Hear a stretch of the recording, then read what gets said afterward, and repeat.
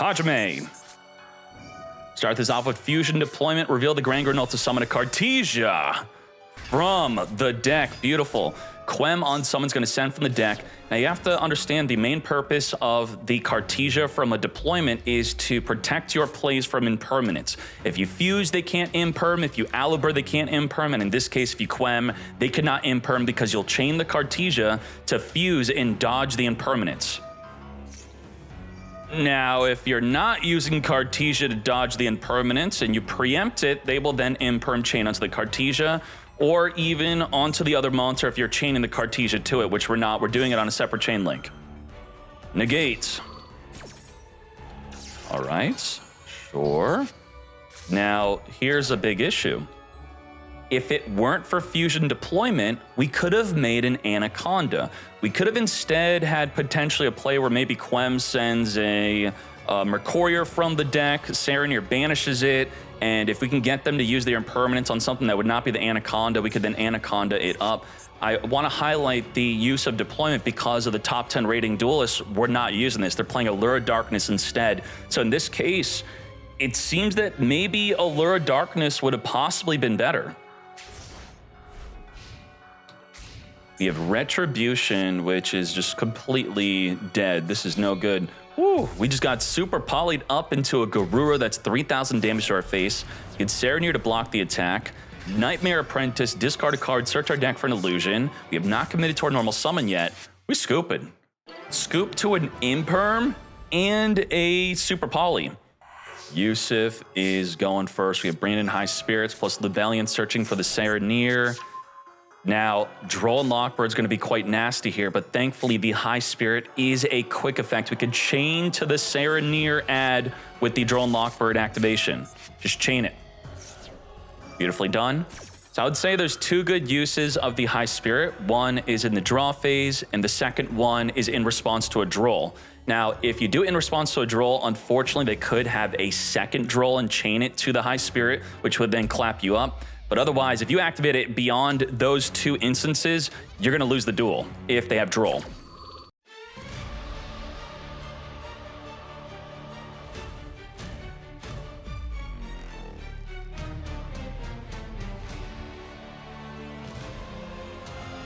How I view Super Poly and Cartesia here is that they are two different ways to get your Mirror Jade in graveyard. Sometimes the opponent makes the big mistake of getting your own Mirror Jade in the graveyard when you now have a banishment, which we don't have that, or we have a Quem to just reborn it back in the field. They thank you for doing that. So ideally, you do not get it engraved, and then of course it triggers to wipe out the opposing field during the end phase.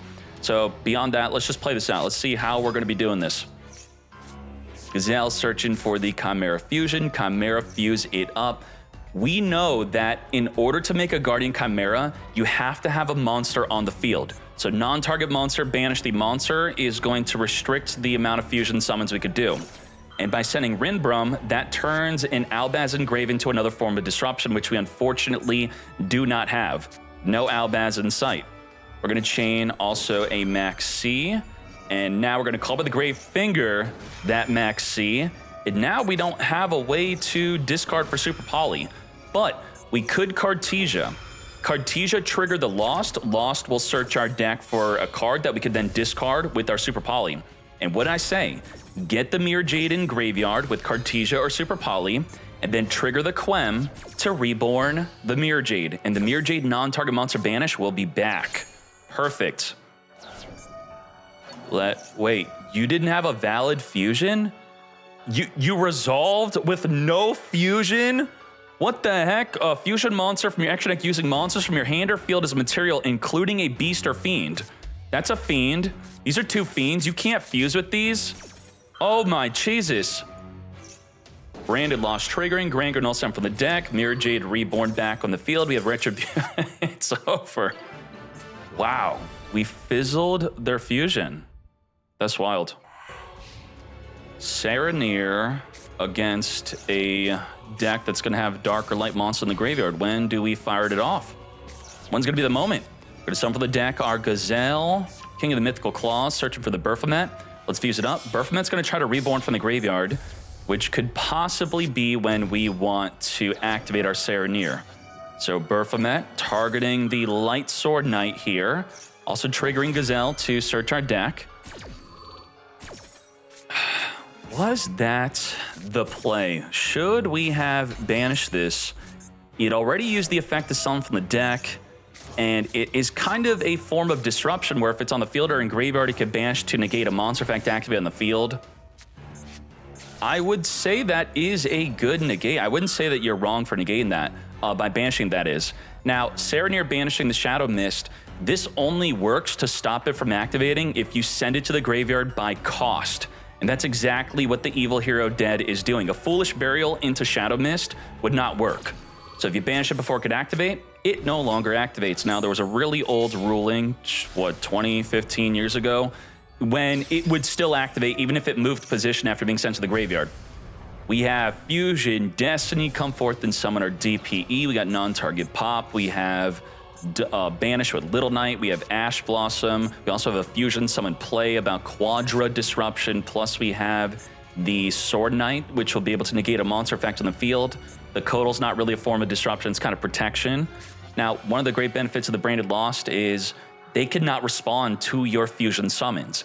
And with Branded Fusion, you could Fusion Summon into a Fusion Summon into a Fusion Summon where they can't respond to all 3 instances of your Fusion Summoning. Straight to battle without activating anything to make sure that Little Knight does not activate. Main phase 2, we have Branded Lost. We have Ash Blossom negating the Branded Fusion. That is a big oof. And because Serenir's in the field, we can't activate with High Spirits. That is a massive problem. And then only within the main phase, we can activate the Chimera Fusion. We're gonna summon a Baphomet with Baphomet, another Baphomet. Okay, double the Baphomet, sure. Now we're going to use the Baphomet in graveyard to banish, to grab back the banished Necrom to summon it back onto the field. And we're going to use also our DPE non-target pop itself, plus the back row Branded Lost, as we reborn back onto the field the Necrom, which is a Dark Fiend, but could summon a Light Fiend from the deck if we can get into the graveyard. So DPE pop it or link off with it, and then go from there. I assume we're playing Fiendsmith, but we're actually not. This is actual Evil Hero without Fiendsmith. Muckraker is here. Discard to reborn the Baphomet from the graveyard. Baphomet on summon, activate to search your deck for 2 cards. This also locks us into fusion monsters only. So that's why a lot of people will start with Gazelle first, where they still have the opportunity to link it up. Now, Chimera Fusion into Magnum the Reliever. Magnum Reliever is going to chain to anything activating to pop a card in the field. And Chimera is just sweeping up Bystial like nothing. Why did Bystial lose? Ash. That's it. The deck loses to Ash. If you have the proper hand, you'd want to look at your hand always as a Brandon player and go, do I lose to Ash? If that's the case, probably don't try to search or set up Branded Fusion. Try to set up a Branded in white, which could be a lot more difficult. You need a card to get the Retribution engraved, the Branded in white engraved, and then ideally you already have an Albaz in hand. Otherwise, you need a 3rd card to get an Albaz engraved. Now, if you have High Spirits and Albion, you could High Spirits send from the deck, then I should say Albion send from the deck, then chain High Spirits to send the Albion from the hand to the graveyard. That's kind of a 3-for-2 card special where you're going to set up an Albaz-like card engraved, plus set up the Branded in white and Retribution, and then just completely play around their Ash Blossom. It was over the course of 2 different days of just insane copium. Imperm, negate Diablo Star. We're going to be using the Rainbow Bridge, searching our deck for a field spell plus a Crystal Beast. That field spell of choice is going to be what? Allure Palace. What the? This is an Allure deck. Allure Queen. Set up the Allure Palace. The Allure Palace is going to send a card from the hand to the graveyard to special summon an Allure Queen monster from the deck. Unfortunately, the Ghost Ogre is going to stop that effect. Not even using Ash on it. We're going to summon the Atri as we now go into Moon of the Closed Heaven. Now, surely they would have Ashed the field spell, so this should be safe from Ash. But it's not. Ash Blossom negate. We have got completely countered on our first turn play. Damn. That was nasty. And we're going to end with just an Ash. Okay. When do we Ash? I would be Ashing the Rising Carp. Not that. That is a rage ash. That is, you know what? I lost this duel already. I'm going to ash the first effect. It's a super high roll. You know, you're rolling the die. It's like a 20-sided die, and you're rolling for a 20. We rolled a 1. It did not work. Madame, Spider. Rising Scale. So I compared negating Punk Seaman to a 20 die roll. I think negating Rising Scale goes from a 20 die roll to a coin flip. So you like those odds, a 50% chance that that's gonna, you know, be better possibly. I think the Rising Carp is not even a flip or a roll. Like, we pretty much know that they're gonna be going for this, and that's gonna be a good negate.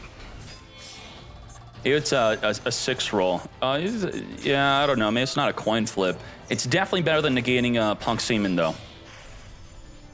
Jam Fever. Here's the thing though, if you wait for the Rising Carp, so that's why you probably would want to negate the Rising Scale over the Rising Carp, because if they have the play to make a Jam Fever, you now held your ash and you got negated. So negate Rising Scale or Rising Carp. This is where, of course, you would not be able to negate, but if you have Impermanence, then you would be able to negate it through the Jam Fever. Wagon, search our deck, come forth into the Dragon Drive. We're triggering the Deer Note, reborn the Rising Scale, 7,900 damage here. We're gonna banish from the graveyard, summon from the hand, and just like that, lethal damage. It is main phase 1, just confirming that. Psychic and Punisher, sure. Boost, lethal damage. There we go. All right, let's see. Next game.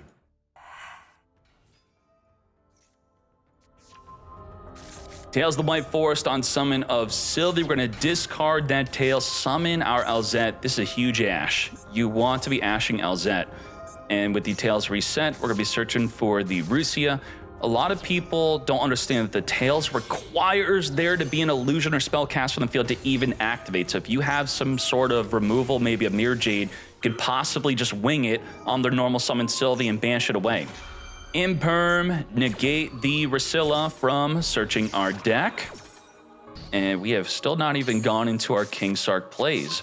We also have Deception. King Sark requires a discard, Deception requires attributes.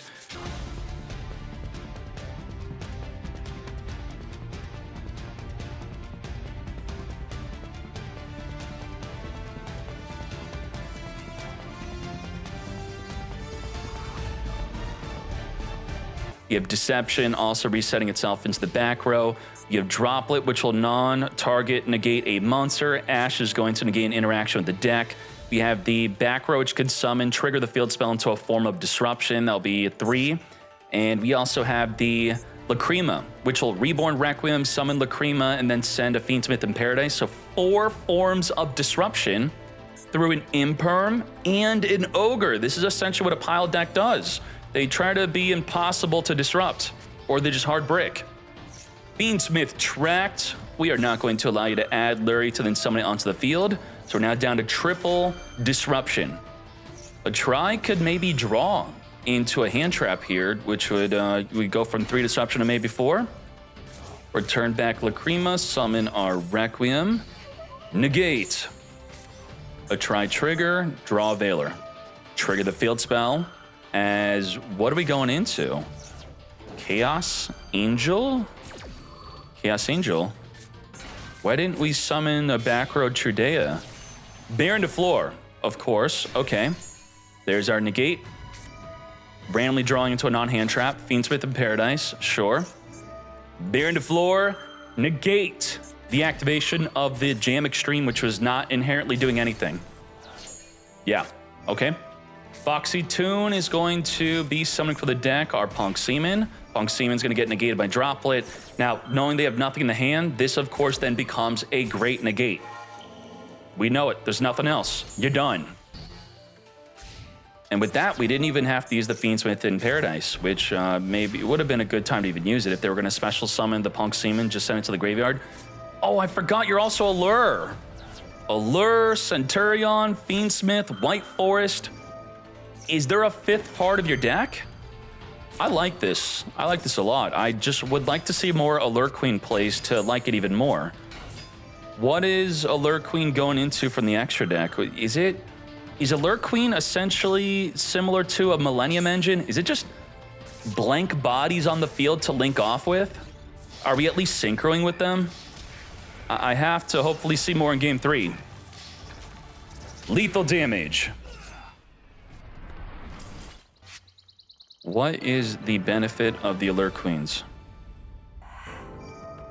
Tracked it up, Ash, negate. And then from there, the Ogre Dance is full combo. It is Punk Seaman, Search Rising Scale, Banish Ogre Dance, summon for the deck. We're going to first initiate with an emergency teleport instead.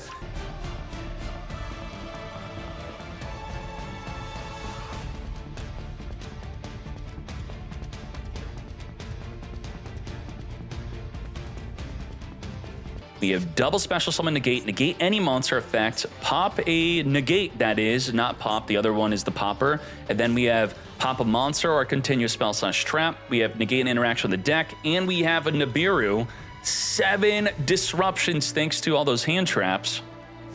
Oh boy. And we drew Maxi late, of course. Well, we kind of get some benefit off of the Maxi. If it doesn't get negated, well, it actually, taking out an Ash Blossom is great benefit. Ash negate the Max C, as what's going to happen now, there's going to be a Fiendsmith in Paradise and Grave, which will trigger on our special summon to send a card we control to the grave.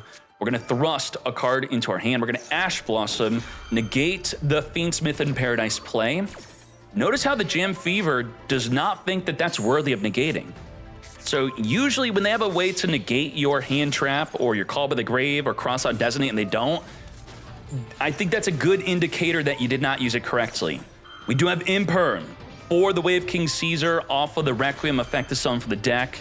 Great, very nicely done. We added that Imperm with the thrust. That was a play. That was very well done. Come forth, Engraver. Engraver can now get destroyed by the Jam Fever, possibly, as we're threatening the Jam Fever. That's exactly what's happening here. Negate and destroy the Engraver. We already used up our normal summon. I think we're done. Engraver Reborn, then what? What can we do off of that? Uh-oh. Toy Soldier, no interaction with that. We set a bluff to Imperm. Yeah, we did the correct thing. Just scoop it up. That's the way. There you go. Thank you to both Mad Lads. Thanos the Mad. I'll be checking out your D later.